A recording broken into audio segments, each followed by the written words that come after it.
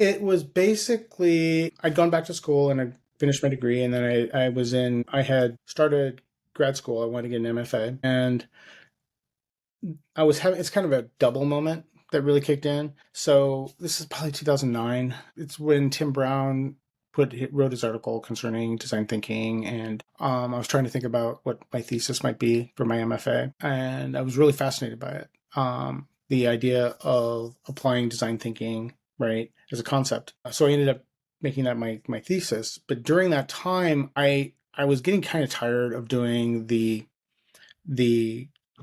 um, e-commerce sites, backends for e-commerce sites. Now, I was creative director. I was working with a good team. We did a lot of great work. We advised a lot of great customers. It was fun. But after doing hundreds of websites, and this is before you had Wix or any of these auto creating things like that.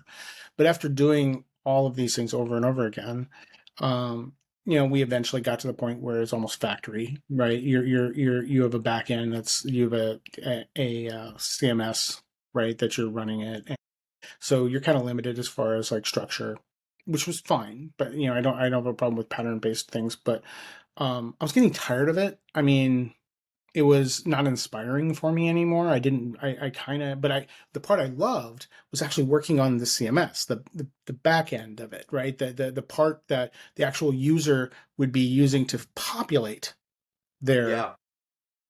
uh, whether it's multiple clubs, like I worked on like the Civil Air Patrol and stuff like that. So each of their clubs, and how they set that up. Worked on a lot of e-commerce sites, and but I like the software design, the product design part of it.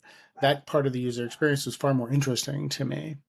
So I started looking for opportunities, and I ended up applying at Workiva, which was a startup in Ames, Iowa.